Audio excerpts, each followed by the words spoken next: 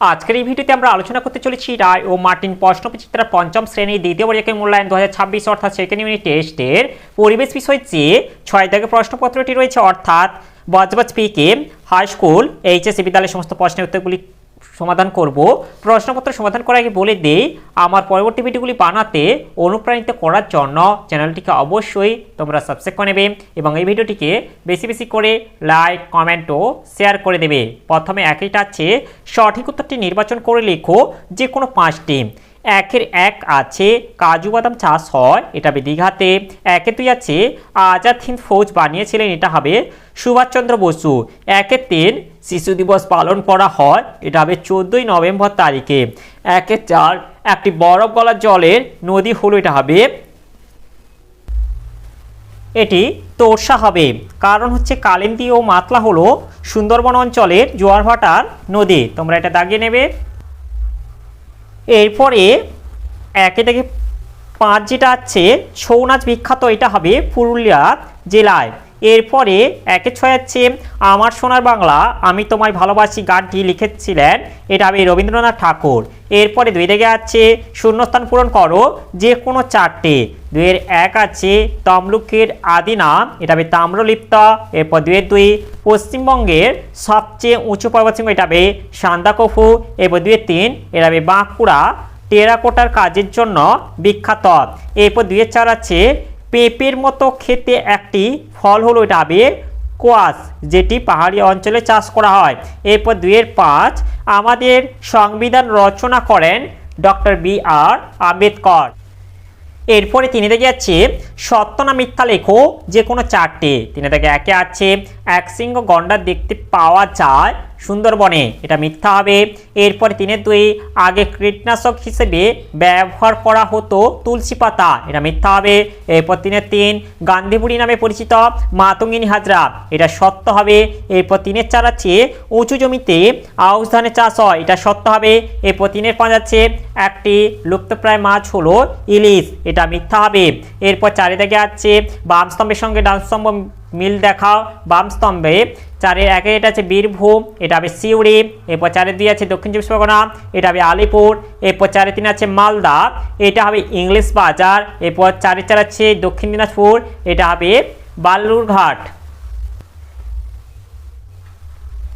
এরপরে 5 দাগে আছে নিম্নলিখিত প্রশ্নগুলির একটি বাক্যে উত্তর দাও যে কোনো 5টি। 5-1 আছে পশ্চিমবঙ্গের ম্যানগ্রোভ উদ্ভিদ কোথায় দেখা যায়, পশ্চিমবঙ্গের ম্যানগ্রোভ উদ্ভিদ দেখা যায় সুন্দরবন অঞ্চলে। এরপর 5-2 আছে মহানন্দা নদীর উৎপত্তিস্থল কোথায়, এর উত্তরটি হলো এই যে মহানন্দা নদী দার্জিলিং জেলার ডাউহিল থেকে সৃষ্টি হয়েছে।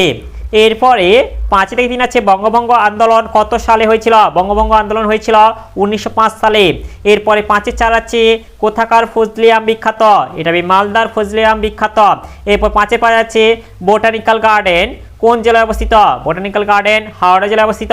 এরপর 5-6 আছে গঙ্গা নদীর উৎপত্তি কোথা থেকে, গঙ্গা নদীর উৎপত্তি গঙ্গোত্রী হিমবাহের গোমুখ গুহা থেকে।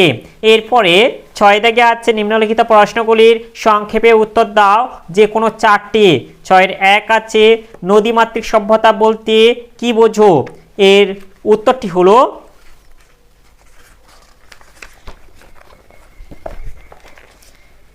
এই যে নদীকে কেন্দ্র করে যে সভ্যতা গড়ে ওঠে তাকে নদীমাতৃক সভ্যতা বলে।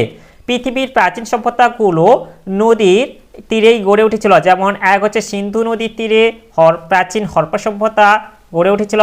2 হচ্ছে টাইগ্রিস ও ইউফ্রেটিস নদীর তীরে মেসোপটেমিয়া সভ্যতা ছিল। এরপর যে 3 হচ্ছে নীল নদের তীরে মিশরীয় সভ্যতা সৃষ্টি হয়েছিল, এতটা বলে দেবে।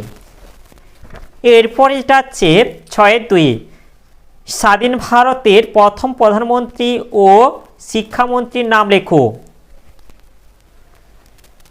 স্বাধীন ভারতের প্রথম প্রধানমন্ত্রী হলেন জওহরলাল নেহেরু। আর পরে এটা আছে স্বাধীন ভারতের প্রথম শিক্ষামন্ত্রী হলেন, এটা হবে আবুল কালাম আজাদ।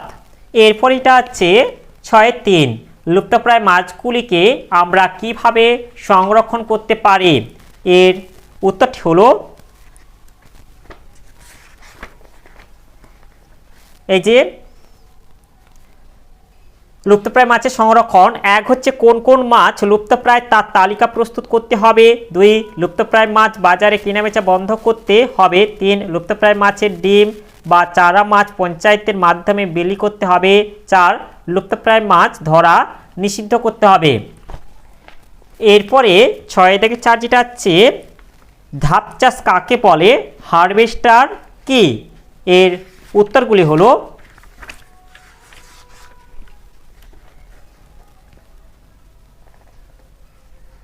পাহাড়ে ঢালু জমিতে সিঁড়ির মতো ধাপে ধাপে জমি কেটে চাষ করাকে ধাপ চাষ বলে। ধাপ চাষে একদিকে যেমন ভূমিক্ষয় কম হয়, অন্যদিকে চাষের জন্য বেশি জায়গাও পাওয়া যায়, এতটা বলে দেবে।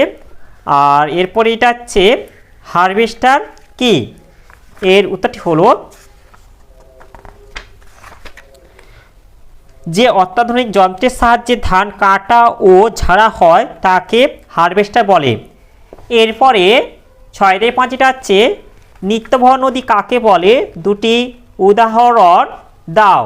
এর উত্তরটি হলো এই যে সমস্ত নদী বরফ গলা জলে পুষ্ট, সারা বছর নদীতে জল থাকে এবং নৌপরিবহনযোগ্য, সেই সমস্ত নদীকে বলা হয় নিত্যবহ নদী, যেমন গঙ্গা, জলঙ্গি ইত্যাদি।